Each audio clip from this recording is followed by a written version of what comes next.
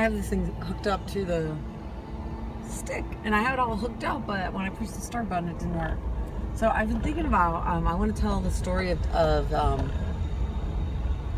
my son David, his father.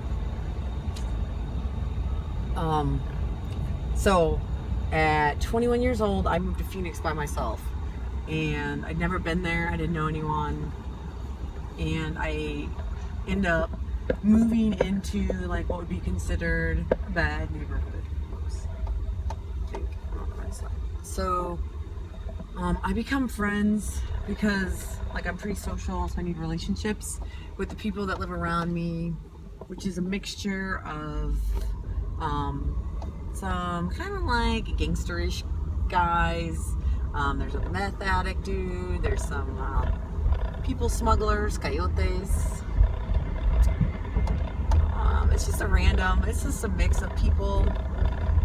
This Mexican family moves in next door to me, and they're all my age, and I become friends with the daughter, the sister, Rosa.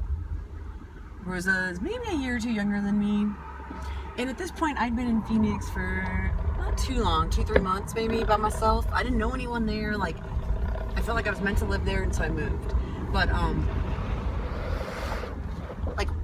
it was great to meet Rosa because she was a good person, and the more I interacted with this family, like they functioned with morals and ethics, and unlike like the neighbor people that I hung out with would like use me for my car or whatever silly stuff. Like I knew they were doing it, but like I had nothing else going on, so I figured like I'll give them rides until I actually have real friends that respect me.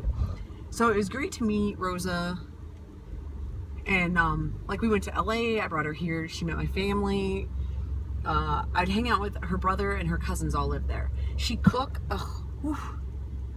she's still all time one of my favorite cooks. The food she made, I don't know if she almost ever made anything I didn't love. So her brother David, Big David as I often refer, contrary to my son Little David, Big David would always be around too, and like they danced salsa, cumbia salsa, and so they were teaching me how to dance. She'd teach me the moves, and then I'd dance with her brother, and I'd get really nervous. And like I was rigid with men because I'm like 5'3", 115 pounds. Like if somebody wants to hurt me, like I didn't have much of ability to fight, and so like I did my best to like just like make really preventative choices to not be in situations I didn't want to be in. And so I noticed all of a sudden, like after a month or two, like I was getting nervous around him, and I would flirt with him, and I didn't do that. So that was interesting. And then for Valentine's Day, or for the like that week, February, Rosa and we go to LA and spend time with her friends, and David took care of my apartment, my cat while I'm gone. Well, what he did is it was like three dudes and her living in one apartment. While I was gone, he just stayed in my apartment. And I'm pretty clean. And like I've always been kind of poor, so like I take good care of all the stuff I have. And I always kind of like I don't. So I had fresh squeezed orange juice. He drank it all and replaced it with Sunny D. He didn't know any better. The truth is, though, the house was cleaner than I left it, and everything he ate, he replaced. Maybe not with the same stuff, but he did it. And so all of a sudden, I was like, And he was like, why didn't you guys come back on Valentine's Day? I thought you'd be back then. And there was this sadness, and I was like, So, it's kind of our start. We date for the next 3 years.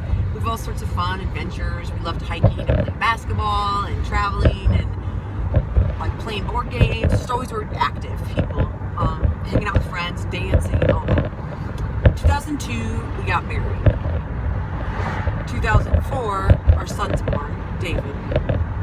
And 2005, we moved to Elkhart.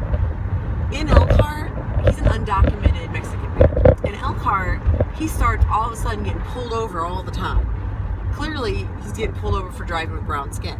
Like, I mean, just crazy, unreal stuff that we did not. Like, Arpaio is known for being racist, and we did not experience the racism that we experienced in Elkhart. Like, we would speak Spanish a lot, and when we'd be in public places, 2005, if we were speaking Spanish, people would say rude things to us. It's unreal. Okay, so we're like, this city is racist as hell. We better get this paperwork stuff done. undocumented immigrant. Big David came here in, I think, 2000, or no, sorry, he came to the U.S. in 1997, 98. He came here because his sister Rosa, who I was friends with, she moved to Phoenix from LA with one sister to her aunt, and she needed some help. And so, although their family is financially stable, he, being a spontaneous 21-year-old boy, says, my sister needs me, gets a couple thousand and just sneaks across the border with other people rather than like going through the immigration process to get a vacation visa, which you could have got. Like, their family comes and stays for like 6-month vacations. Like, they get visas, they can do it. But like, he's had to go rescue his sister, runs across the border. So he's in the country illegally. In these 3, 4, 5 years we're together, I can't tell you how many times his family sent us money. Like, Mexicans often send US dollars to Mexico to support their families. His family was supporting us over here, like, more than once. So, just like breaking down stereotypes, the reality of life. And you see what you see on media, but it's not true. So, he came here illegally. He snuck across the border, the backpack, the mountain ranges, fed his group of people. His family paid a couple $1,000s in 97, 98. 2005, what is that? 8 years later? I can't do the math all of a sudden. We've been married for 3 years, and we have a 1-year-old son, and we start filing our paperwork. And we're told he'll go there for like, you have to touch back to your native country when you sneak in illegally. And he'll be able, after 6 months, he'll do that, and then he'll be able to come back and be with us and our family. So, our son is not even 1 yet, and he goes back, and it begins a 3-year separation because he's declined. He was declined over and over again, and he was declined because his initial entry was illegal. And the next step to that is that I file an affidavit of hardship that, as an American citizen, it is a hardship to have my husband in another country. So I file this, and I'm declined because the U.S. government said I'm not suffering sufficiently. That's our fucking government's terminology, to warrant my husband and the father of my child's return, because I didn't live below poverty, I didn't have a mental health disorder, and I didn't have any diseases. I went to my primary care physician. I'm like, can't you diagnose me with situational depression? Like, clearly this stuff is screwing me up emotionally. She's like, no, you have really good coping skills. I'm like, seriously, I'm pretty sure I'm depressed. Here nor there, I couldn't get a diagnosis. I probably should have tried harder. Although also, like, I'm just gonna keep cussing. What the fuck?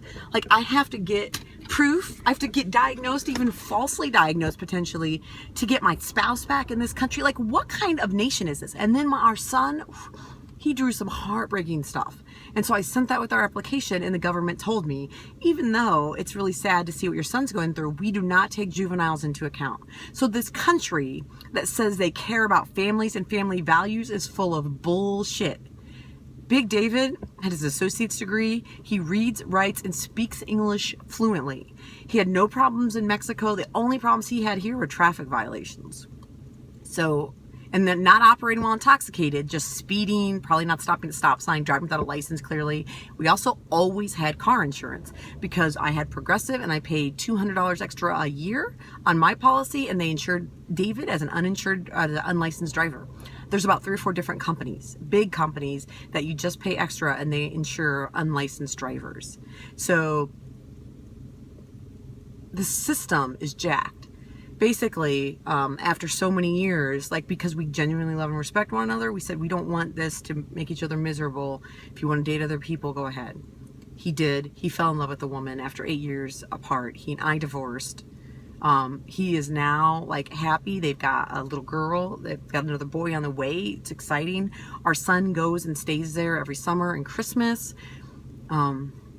We vacationed in Cancun together a few years ago, like, where he stayed with his brothers, I stayed with my sister, but so that David could have time with them because he hadn't seen him in 3 or 4 years.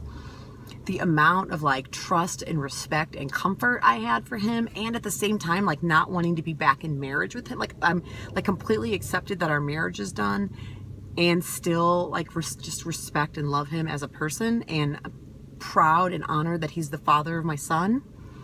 It's unreal. So This is our fucking broken ass immigration system. So undocumented immigrants, this is one man who did great things for the community. He helped everyone. He helped all of our neighbors.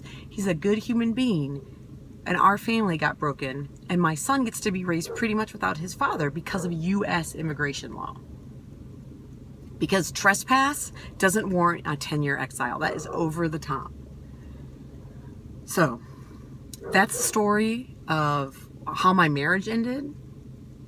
That's the story of why my son is being raised without his father. That is significant reason why I'm in law school. Because I've not only seen our immigration laws destroy the fabric of our society, destroying human lives, our neighbors and people that make up our community. Oh, David just texted me.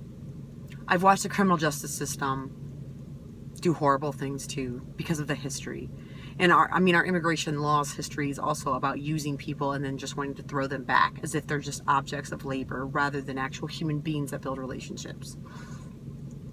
So I'm excited to be in law school so I can learn more about all this stuff, immigration, criminal justice, civil rights laws, constitutional law, and ideally, hopefully in 3 years, when I'm all done with school, I'll still be as impassioned as I am now, and I'll be able to work with other people to figure out ways to create a better system that actually supports and defends all citizens.